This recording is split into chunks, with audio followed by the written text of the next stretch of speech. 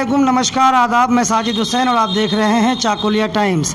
आज हम मौजूद हैं प्रेसिडेंट चाकुलिया ब्लॉक कांग्रेस जनाब मास्टर मोहम्मद मुस्तफ़ा साहब के पास और इनसे जानते हैं चंद सवालों पे इनकी राय। और सबसे पहला सवाल सर मेरा आपसे कि आप लोगों का डेमोक्रेसी पे कोई प्रोग्राम था सर, वो क्या प्रोग्राम था सर, ज़रा बताइए हमारे दर्शकों को। सबसे पहले आपके चैनल के जरिए हम सब सुनने वाले को, व्यूअर्स को हमारी तरफ से सलाम, आदाब, नमस्कार जनाते हुए अभी जो बकरीद हुआ उसकी जो शुभकामना है सबको हम पहुंचाते हैं। और साथ ही साथ रक्षाबंधन का भी जो शुभकामना है वो सारे लोगों को हमारी तरफ से मुबारकबाद हम पेश करते हैं। आपने सवाल पूछा हमसे, जो हमारे कांग्रेस पार्टी की तरफ से एक प्रोग्राम लॉन्च हुआ जिसका नाम था speak up save democracy. Democracy का मतलब हम सभी जानते हैं, डेमोक्रेसी का मतलब ही होता है आज़ादी। और ये आज़ादी हम लोग बड़ी मुश्किल से, बहुत कुर्बानियाँ देकर, बहुत जद्दोजहद कर 1947 में देश आज़ाद हुआ, भारत आज़ाद हुआ।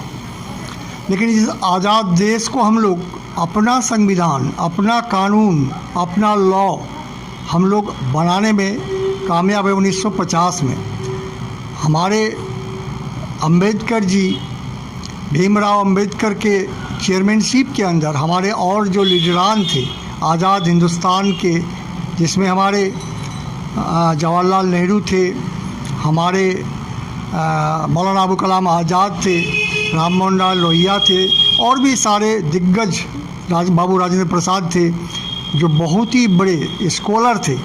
ये सारे लोग बैठ कर के हमारे देश का संविधान बनाया, कॉन्स्टिट्यूशन बनाया। ये कॉन्स्टिट्यूशन ही हमारे देश के सारे कानून को अप्रूवल देता है, मान्यता देता है, और उसके तहत हमारा देश काम कर रहा है, चल रहा है, चुनाव हो रहा है। और इसमें पब्लिक के द्वारा, आम जनता के द्वारा चुने हुए जो सरकारें आती है, इस संविधान में जिस तरह का हमारा पावर और फंक्शन का बारे में बताया गया है उसके तहत ही काम करता है। हमारा संविधान में है जो पब्लिक अपना नेता चुनेगा, एमएलए चुनेगा, एमपी चुनेगा, पंचायत चुनेगा, और ये जनप्रतिनिधि अपने मुल्क में, अपने देश में, अपने इलाके में, अपने स्टेट में कानून बनाएंगे, और वही कानून देशवासियों को मानना होगा। और देशवासी अगर न माने तो उसके खिलाफ जो कानून है उसके तहत उसको सज़ा का वो हकदार होगा। लेकिन इसको चलाने के लिए, इसको एग्जीक्यूट करने के लिए हमारे देश में जो प्रोसेस है संविधान के तहत, उसको बोलते हैं ब्यूरोक्रेसी, अमला। ये अमले या हमारे जो ब्यूरोक्रेट्स हैं ये कानून को लागू करते हैं, और ये लागू करने के बाद अगर कहीं ये मालूम पड़े जो हमारे जो जनप्रतिनिधि हैं उनके और ब्यूरोक्रेट्स के दरमियान कोई नाइत्तेफाकी हुई है, समझने में कोई दिक्कतें होती है, तब इसको सुलझाने के लिए हमारे यहाँ कानून व्यवस्था है जिसको हम लोग कोर्ट कहते हैं या जुडिशरी बोलते हैं। तो जुडिशरी डिपार्टमेंट इसका हल निकालता है, और इसका सबसे बड़ा जुडिशरी जो संस्था है उसका नाम है सुप्रीम कोर्ट। हर स्टेट में है हमारा हाई कोर्ट, उसके बाद जज कोर्ट हैं, लोअर कोर्ट्स हैं, और पंचायत में भी इसका व्यवस्था है। तो आज आज़ादी का जो 70-72 साल हो गया, ये लगभग हमारे संविधान के तहत चुने हुए सरकार अपना अपना काम, अपने अपने जो उनका मियाद था उसके अंदर करते गए, और समय समय पर आम जनता को जो अधिकार था वोट दान करने का, वोटिंग पावर था, उसके जरिए वो सरकारें बदलते रहे, जनप्रतिनिधि बदलते रहे, और हमारे देश में कानून व्यवस्था अपने ढंग से काम करते रहा। लेकिन इधर से आके ऐसा लग रहा है जो देश का जो संविधान है उसको हमारे जो मौजूदा सरकार है, सेंट्रल गवर्नमेंट है, मोदी जी का सरकार है, ये इसको मानना नहीं चाहते हैं। ये इनके बहुत सारे लीडरान, बहुत सारे मंत्री ऐसे ऐसे बात कभी बोलते हैं जिससे इससे साफ जाहिर होता है जो इस संविधान को मानना ही नहीं चाहते हैं, वो अपने ढंग से नए संविधान बनाने का मंशा रखते हैं। और इसके तहत कुछ गलत काम भी कर लिया करते हैं और इस गलत काम के तहत देश की जनता बार बार आवाज़ें उठा रही है और इस आवाज़ को कुचलने के लिए, इस आवाज़ को दबाने के लिए जो गवर्नमेंट है, सेंट्रल गवर्नमेंट है, हमारे मोदी जी का सरकार है, ये उनको जेल में डाल देते हैं। आपको पता ही होगा जो 370 धारा कश्मीर से हटाने के बाद वहाँ के जो हालात बनी, वहाँ के जो लीडरान थे, वहाँ का जो चुने हुआ सरकार था, उसको तोड़कर उसको 2 टुकड़े में बांट दिया और वहाँ पर जो है केंद्र शासित राज्य बना दिया वो लोग। लेकिन बीजेपी तो 1 साल पूरे होने पर, धारा 370 हटाए जाने के 1 साल पूरे होने पर जश्न मना रही है। वही बात मैं भी कहना चाह रहा हूँ। लेकिन एक बात है ना सर कि तब के कांग्रेस में और अब के कांग्रेस में फ़र्क नहीं है सर।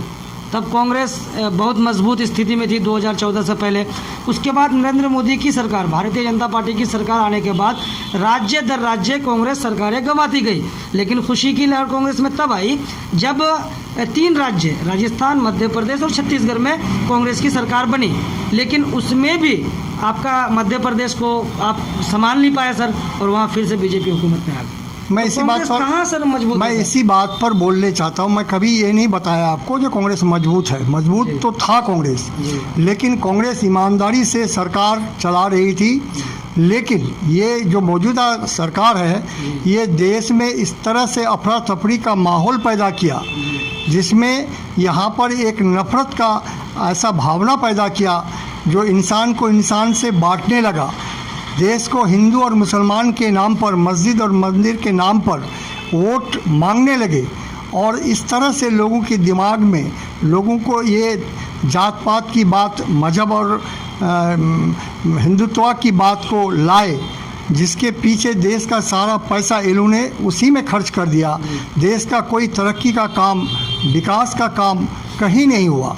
आज हम देख पा रहे हैं, आप भी देख पा रहे हैं, जो देश का जो बड़ा बड़ा संस्था था, इंस्टीट्यूशन था, उसको हमारी ये सरकार बेचते जा रही है, कहीं ना कहीं प्राइवेटाइजेशन की तरफ जा रही है। यहाँ तक कि देखिए हमारे जो तेल का संस्थान था, Indian oil, Bharat gas, Bharat petroleum, या जितने भी हमारे संस्थाएं हैं, इनको प्राइवेटाइजेशन की तरफ धकेल दिया गया और उससे जो पैसे मिले, ये सारा पैसा वो वोट बटोरने में और ये जात पात की लड़ाई में खर्च करता गया। अभी राजस्थान से भी खबरें आ रही है सर, सुप्रीम कोर्ट तक मामला चला गया, कोर्ट तक।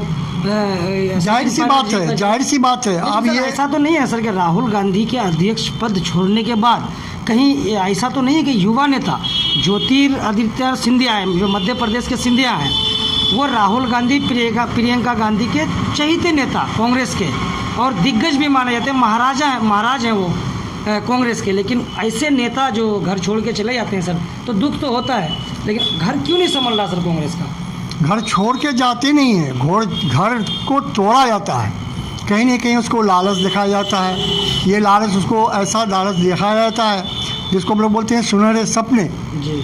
अब ज्योतिरादित्य सिंधिया को अगर अभी चीफ मिनिस्टर बनाने की बात आ जाए तो ये कहीं ना कहीं ठीक नहीं होता। अभी सारी ज़िंदगी पड़ी हुई है। हमारे पायलट बाबू को अगर चीफ मिनिस्टर बनाने की बात आए तो उनकी सारी ज़िंदगी पड़ी हुई है, उनको अभी मौका मिलेगा। लेकिन जो अभी भी संभाल रहे हैं हमारे प्रदेश को, जिन पर लोगों की आस्था है, जिन पर चुने हुए एमएलए का आस्था है, उसको तो कांग्रेस पार्टी हटा नहीं सकती है ना। अगर हमारे पायलट बाबू को ऐसा लगता था जो लोग हमको वोट दिया है चीफ मिनिस्टर बनने के लिए, तो सारे एमएलए उनके तरफ ही होते, लेकिन ऐसा तो है नहीं।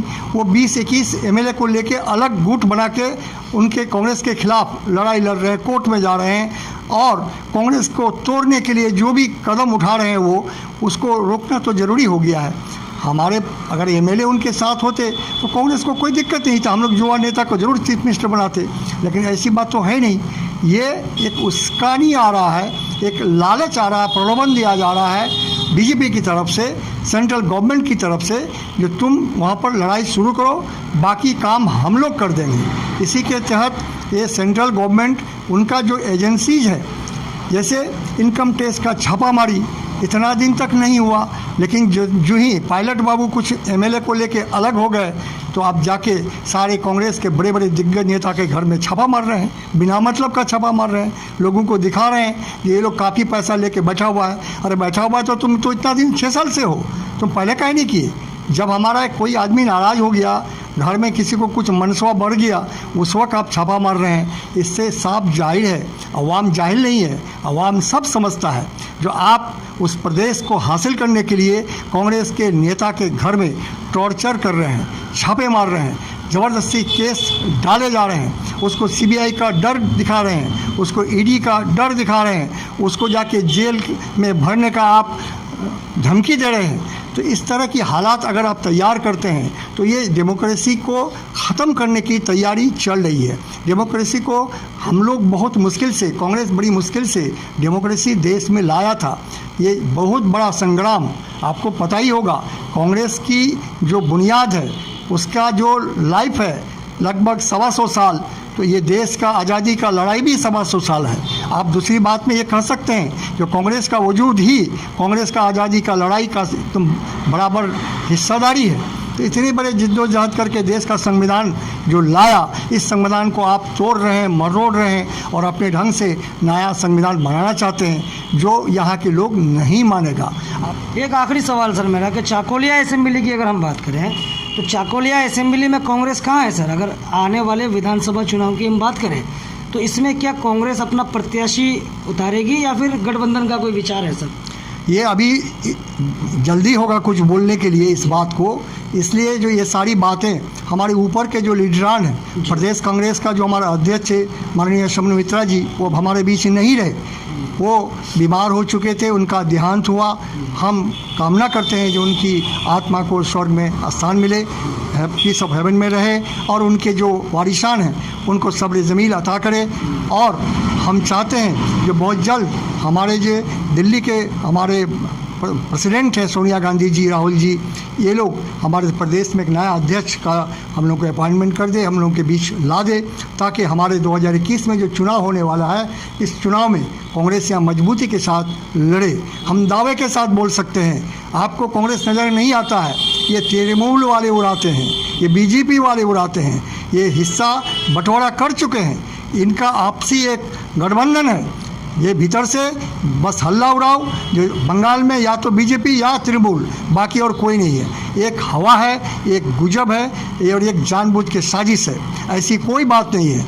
इंसान कांग्रेस को भूला नहीं है। हम लोग जहाँ भी जाते हैं बड़ी हमारे पास खुश आमदीद लोग करते हैं, जो आप बहुत अच्छी जगह में हो, आप कांग्रेस में हो, कांग्रेस में रहो। हम लोग भी कांग्रेस को लाएंगे और इंशाअल्लाह हमारे जो अधीर रंजन चौधरी जी हैं, जो अभी लोकसभा में विरोधी दल का नेता हैं और बड़ी ज़ोरदार तकरीर करते हैं, बीजेपी के खिलाफ लड़ते हैं, संविधान को बचाने के लिए लड़ते हैं, हिंदू मुसलमान के बीच जो दरार पैदा किया है उसके खिलाफ लड़ते हैं और हमारे कांग्रेस को फिर दोबारा लाने के लिए ऐसा मंसूबा हो रहा है कि अधीर रंजन चौधरी बंगाल को फिर संभालेगा और बंगाल की धरती से फिर इलेक्शन आते आते ये जो गंदी मंसूबा है बीजेपी का और तृणमूल का, जो भीतर में जो एक मिल जाते हैं, बाहर में पैतरा मारते हैं, इनसे लोग खफा हैं, मौका नहीं मिल रहा है जो ये लोग फिर अपनी जगह में वापस जाएं। ये तृणमूल को छोड़ेंगे, ये बीजेपी को छोड़ेंगे और एक अच्छी पार्टी, साफ़ सुथरी पार्टी जो आवाम के लिए काम करती है, जो संविधान को बचाना चाहती है, ऐसा पार्टी कांग्रेस को हम उम्मीद करते हैं जो इस बार फिर बंगाल की जनता मिल के लाएगी। इसका एक जीता जागता सबूत ये भी है जो तृणमूल के अंदर जो लड़ाई हुआ है, तृणमूल के सुप्रीमो ममता दीदी ऐसा कुछ काम किए जो सारे अपोजिशन के जितने मेंबरान थे, चाहे वो पंचायत हो, चाहे वो एमएलए हो, चाहे वो एमपी हो, वो पैसे देकर ये भी अपने पार्टी में खरीद लिए और जो लोग पहले से तृणमूल किए उनको निकाल बाहर कर दिए। उनकी कोई इज्जत नहीं, उनकी कोई मर्तबा नहीं। जो पैसा था सिर्फ खरीद और बिक्री में दीदी लगा दी। नतीजा ये हुआ जो आज अपोजिशन को कमज़ोर कर दिया गया, जनप्रतिनिधि को खरीद लिया गया, लेकिन उनके सरकार चलाने के लिए पैसा नहीं है। आज पंचायत में पैसा नहीं, आप गांव-गांव में जाके देखिए, बहुत सारे रास्ता टूटे हुए हैं, पुल नहीं है, जाने का कोई बंदोबस्त नहीं है। 5-5, 10-10 किलोमीटर लोग घूम के अपने बाज़ार करने के लिए आते हैं। कोई मौत होने से जनाजा लेके नहीं जा पाते हैं, शादी ब्याह रुकी हुई है। तो इतना बड़ा मुसीबत लोगों को है, लेकिन पंचायत में कोई रुपया नहीं है, एमएलए का फंड का रुपया रोक दिया गया है, एमपी लोगों का कोई पता नहीं है। तो तो इस तरह से जो हमारा विकास है वो एकदम रुक चुका है। हमको नहीं लगता है कि इलेक्शन से पहले और कोई विकास का काम होगा। लिहाजा लोग समझ गया है कि ये एक सिर्फ भौताबाजी है। ये सारे जो लोग तृणमूल में हैं ये भी आपस में लड़ रहे हैं, गोली मार रहे हैं, बमें मार रही हैं। रोज़ाना न्यूज़ आ रहा है जो तृणमूली को मार दिया। तो ये लड़ाई कहीं न कहीं कांग्रेस को फिर लाके दोबारा यहाँ पर मसनद में बैठागा। सबसे बड़ी बात है, बड़ी अमन के साथ लोग हमारे यहाँ रहा करते थे, लेकिन हमारे दास मुंशी जी हमारे बीच नहीं रहे। उनका बीमार होने के बाद, गुजर जाने के बाद हमारा पार्टी कहीं न कहीं थोड़ा कमज़ोर हुआ। और साथ ही साथ ममता दीदी हमारे एमएलए लोगों को पैसे से खरीद लिए। गुलाम रब्बानी साहब को हमारे जिताए हम लोग, लेकिन वो जाके तृणमूल में वो उनको ले लिया गया। हमारे कन्हैया लाल जो हमारे प्रेसिडेंट थे उनको ले लिया गया। इस तरह से बहुत सारे एमएलए को वो पार्टी में ले लिए। बहुत बहुत शुक्रिया सर आपका, आपने हमें अपना कीमती वक्त दिया। तो ये थे प्रेसिडेंट चाकुलिया ब्लॉक कांग्रेस के जनाब मास्टर मोहम्मद मुस्तफ़ा साहब, इंडियन नेशनल कांग्रेस के दिग्गज नेता भी हैं। इनसे हमने बात की, आपने देखा, आपने सुना। वीडियो को ज़्यादा से ज़्यादा शेयर करें ताकि लोगों तक सही जानकारी पहुंचे। चैनल को सब्सक्राइब कर बेल आइकन को दबाएं। फेसबुक पर अगर आप इसको देख रहे हैं तो पेज को लाइक कर फॉलो करें।